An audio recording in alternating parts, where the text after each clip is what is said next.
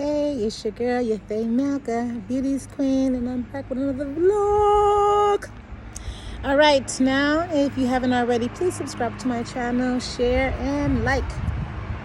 Okay, so I was really wrestling. If I haven't did it in a couple of weeks, and I said to myself that I wanted to do it every week, regardless, but man, the weeks go by so quickly.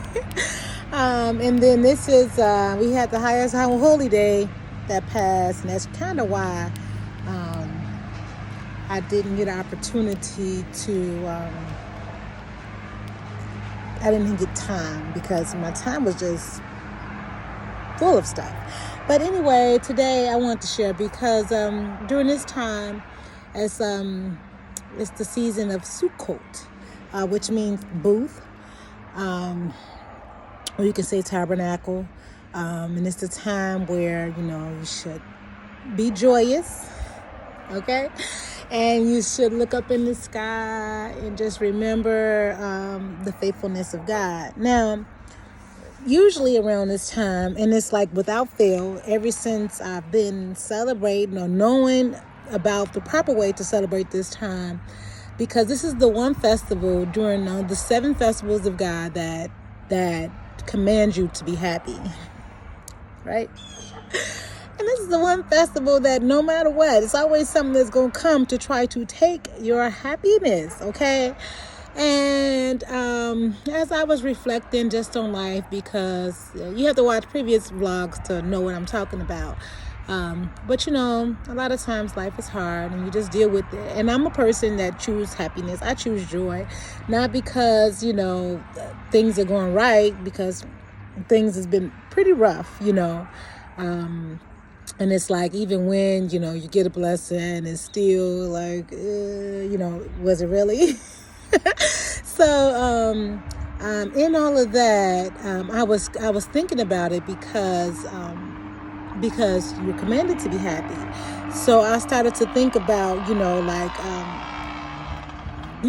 when things are not happening, or you feel as though, I'm going to say for me personally, when I feel as though, I've been doing, the principles, and I've been making it my business to hear from God or do the will of God, and then it seems as though it's all for naught, seemingly, right? I wonder, why aren't I getting answered? Like, why is it not what I want it to be, And then I thought about just some of the patriots who experienced certain things of life. And I was thinking about Jacob, which name is Israel, and that's where we get Israel from. We remember Jacob is loved, okay? And Israel is blessed. But Jacob's life, and he told Pharaoh this when he went down to Egypt. He said, my days have been short and my life has been hard.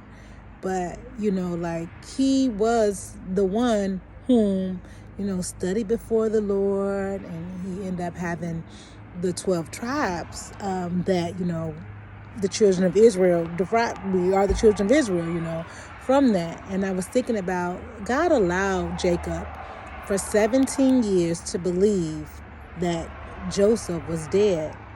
For 17 years, Jacob didn't experience joy. And God didn't answer him. For 17 years, God didn't say, yes, Jacob was alive. It wasn't until his sons came back and told him Jacob was alive, and God confirmed, yes, Jacob was alive.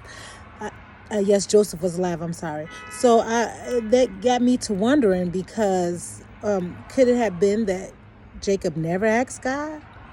Or do you feel like he definitely had to ask God if that was his beloved son? You understand what I'm saying? Like, that was his firstborn of the woman that he loved, the true wife that he always wanted.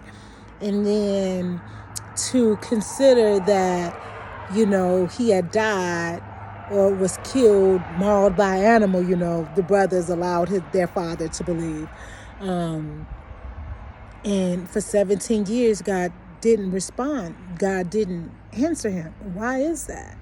That's what I was thinking about. But it wasn't that God didn't love Jacob, because we know that Jacob was loved and Israel is blessed. So Jacob himself had this double portion of love and care from God. As a matter of fact, God says all these things because of Jacob. The seed of Abraham, but, Jacob had a twin brother. Okay? And God still said, Jacob whom I love, Esau whom I hated. And then here it is, Jacob is loved, but for 17 years, he's enduring such heartache and pain, just, feeling like his beloved son was dead. And clearly he was in so much turmoil. It was so less of who he was before this happened that Judah left because he just couldn't keep seeing his father in that, and the lie, even though he didn't tell the truth, the lie and the pain of his father. And I thought about that because, in life things are hard, and it always seems like, no matter what you do, is God listening? Does he answer? And then when it seems like it's a victory, it always comes with something that's not victorious, or it has this sting, and you just want to win all the way without it, because God does promise joy without sorrow. So and then Jacob was revitalized, it said, because the scripture says hope deferred makes the heart sick. But when the thing comes, it's like that pain was never there, because that's something that God is able to do, revitalize your heart, even in that sad thing, or even in that sad moment. So I was sharing that because, as we committed to be joyous, and a lot of times my passion brings me to tears when I see certain things or I hear certain things, and I just sometimes feel very overwhelmed with sadness because I don't feel like, this is right.